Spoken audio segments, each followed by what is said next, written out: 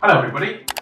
Transgender athletes have been in the news a lot recently over the last couple of weeks, so I thought it'd be a great follow-up for my recent testosterone test video as to whether transgender athletes should be allowed to compete on the same level playing fields, literally, as those born in that gender. We have to show you this disclaimer.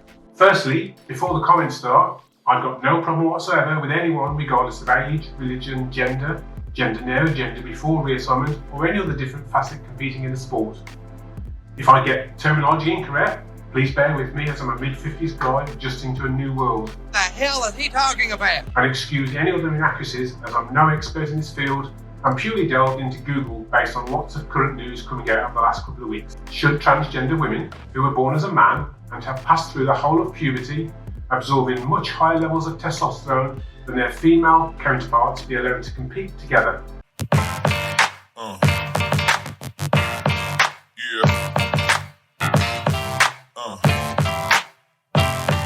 Men usually have levels 10 to 15 times that of a woman. Transgender female to male athletes have no advantages, and so the discussion here is basically centralised around a male to female transgender athlete. Testosterone has such an impact on performance as it creates hormone-fueled, larger muscles, denser bones and higher fractions of lean body mass. This allows men on average to run faster, lift more and throw harder and further than women. The typical female range is roughly 0.5 to 2.4 nanomoles of testosterone per litre of blood, whereas for men it's 10 to 35 nanomoles per litre. Of course, this doesn't really make a difference in grassroots level sports. I'm really talking here just about elite sport. The general consensus among sports appear to be the following: that if the transgender athlete has undertaken hormone therapy for a period of time laid down and their level when tested was below the requirement, then they would be allowed to compete. However, would this allow some sort of tapering to be carried out by an athlete, where they reduce their levels prior to a test, but then allow it then to build back up prior to competing? I couldn't really find much in the way of information stating how and when the levels will be ascertained. You can be assured, however, that somebody out there will be able to find a technical loophole around this, in the same way that athletes have found ways of not being popped for taking PEDs. I've dug into Google to ascertain what some of the sports governing bodies have said and ruled. Before we dig into the different sports, could I ask, if you're new to the channel, then please hit the subscribe button. I do a variety of content. So far, most of it is on product reviews to do with fitness, high rocks and CrossFit. I also try and document my training as an older athlete. So if any of these are of interest to you, then subscribe to get notified whenever I release a new video. Whilst you're there, click on the like thumbs up button to promote this video to YouTube's strong masses. Okay, so let's delve into the different sports history and proposals for transgender inclusion. Swimming. The first governing body to make an announcement this last few weeks has been the Fédération Internationale de Natation, FINA, excuse the pronunciation, who are swimming's world governing body. Hello, my name is Mike Joyner, and I am a physician-scientist interested in human performance. For the last 40 years, I have studied the physiological determinants of performance, including the influence of biological sex and age on these factors. Based on our data, and that from scientists throughout the world, there are 5 key factors to consider relevant to sex differences and the effects of testosterone and male puberty on human performance. First, in sports that are determined by speed, strength, and endurance, elite performances diverge in boys and girls at puberty and are clearly evident by age 12.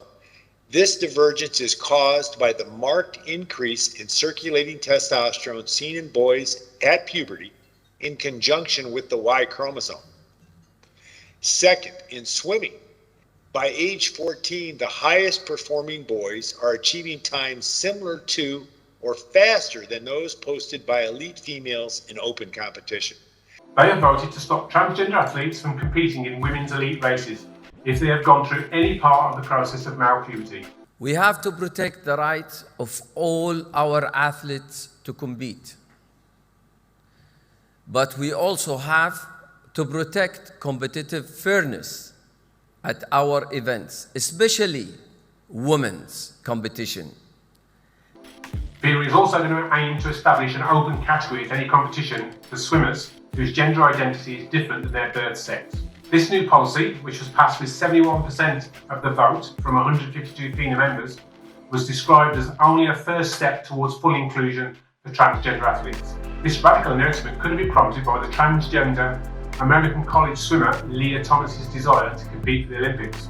She has dominated the women's college swimming season so far, setting pool, school and Ivy League records. She's also made history at the National Collegiate Athletic Association swimming finals, where she won the 500-metre freestyle event. Previous to this announcement, the USA swimming policy stated that trans athletes must have undergone 3 years of hormone replacement therapy. Thomas was allowed to compete in March, however, even though she was 6 months short of this. Crossfit. Since 2019, starting with the Crossfit Open, transgender athletes were welcome to participate in the division with which they identify with. However, it hasn't always been so inclusive, as back in 2014, a transgender athlete called Chloe Johnson sued CrossFit. A CrossFit teammate of Johnson sent an anonymous email to the CrossFit Games organisers asking about transgender athletes in the competition. CrossFit determined that competitors in the event had to compete in the gender of their birth. Johnson disagreed with this decision and the dispute escalated into a full lawsuit. The case was settled out of court. I did find her athlete profile on the Games website, and unusually it seems she competed as a woman prior to this in 2013, and then again after the ruling in 2019. So she must have competed at a point when no checks were being carried out as to the athlete's gender. In the 2022 Open rulebook, it states basically that a transgender athlete can take part in the Open solely by stating that their gender in their everyday life matches their registration gender, and that they have some sort of formal civil documents that tally up with that gender, i.e. something like a driver's license or similar. If, however, they progress onwards in the competition after the Open and into the regionals, etc., then different rules apply. The Games rules are basically in line with how other sports have approached it. The athlete must have demonstrated testosterone levels below 10 nanomoles per litre of blood for at least 12 months leading up to the competition. It also seems to be that their levels will be checked and tested at the competition itself. Rugby. In 2020, a 38-page draft document from World's Rugby Transgender Working Group acknowledged that rugby players who are cisgender, i.e. these are women who are born as a woman, when tackled by a player that had gone through male puberty, are at a much significantly greater risk of injury, and that injury could be as high as 20 to 30%, with potentially levels twice as large as that in extreme cases where either of the players are unusually small or large. In the last week or so, the International Rugby League governing body has then now stated that the transgender players have been banned from women's internationals, whilst Rugby League's governing body goes into delving into further research on its inclusion policy. Athletics. In 2004, the International Olympic Committee ruled that a transgender athlete must first complete sex reassignment surgery, followed on by 2 years of testosterone suppression therapy. That's for an athlete going from male to female, or testosterone supplementation for an athlete going from female to male. In 2009, however, the National Collegiate Athletics Association ruled that athletes need only 1 year of testosterone suppression to compete against women. In essence, the NCAA ruled that even with the genitalia of a man, if a trans female suppresses her genetically advantageous testosterone levels, she may compete against other females. In January this year, the NCAA Board of Governors voted in support of a sport-by-sport approach instead to transgender participation, to try and preserve opportunities for athletes while also balancing fairness, inclusion and safety for all competitors. The updated policy calls for participation in each sport to be determined by the policy that's set out for the national governing body of that sport. If there is no national governing body, then the sport's international federal policy must be followed instead. Transgender athletes will have to document their testosterone levels 4 weeks before selections, but then next year onwards they will need to document levels at the beginning of the season, 6 months after the first levels, and 4 weeks prior to selections. In the UK Athletics Association has a national federation governed by World Athletics, who again have opted to use testosterone levels as a limiting factor for entry as a woman. One weird thing when I found out when researching this was I found out in the 1960s the IOC used to identify athletes as a gender, not by any paperwork but with a nude parade, where female athletes were required to strip down so their genitalia could be inspected to ensure they were actually females. Olympic weightlifting. In 2003, the International Olympic Committee created transgender guidelines listed 3 conditions for participation. The first was gender reassignment surgery must have been undergone. Secondly, athletes should demonstrate a legal recognition of their gender. Finally, athletes must have undergone hormone therapy for at least 2 years before participation in the Games. These guidelines were amended in 2015, stating that legal recognition was no longer necessary as some countries did not recognise transgender transitions. In 2020, 43-year-old New Zealander Laurel Hubbard made history as the first openly transgender athlete to compete at the Olympic Games and was the oldest weightlifter to qualify for the Games. She had transitioned in 2012 and many competing weightlifters criticised her inclusion. Even at the age of 43, she was seen as a medal contender. However, she struggled, failed 3 snatch lifts, placing her last in her group. Tennis. In February 2019, Martina Navratilova, the openly gay professional tennis player, wrote in the Sunday Times, "I am happy to address a transgender woman in whatever form she prefers. However, I would not be happy to compete against her. It would not be fair. It's insane and it's cheating." Back in the 1970s, Renee Richards made headlines as one of the first transgender athletes in tennis, or any sport at all for that matter. She underwent gender reassignment surgery in 1975, and then in 1976 she won a tournament. Afterwards, some opposing athletes wore t-shirts which were emblazoned with the slogan of "Go Away Renee," and she was featured in an expose article by a reporter titled "Women's Winner Was a Man." The ensuing furore meant that she was only allowed back into competition if she passed a chromosomal screening test.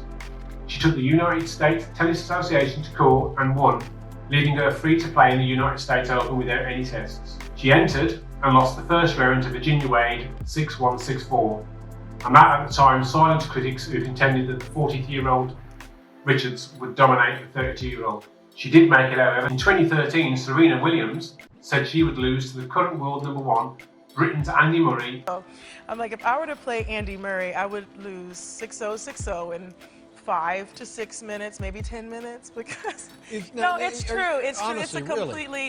It's a completely different sport. The men are a lot faster, and they serve harder, they hit harder. It's just a different game, and I love to play women's tennis, and I only want to play girls because I don't want to be embarrassed. You could take all of that terminology and apply the same logic to Serena Williams playing a male player who had transitioned to female.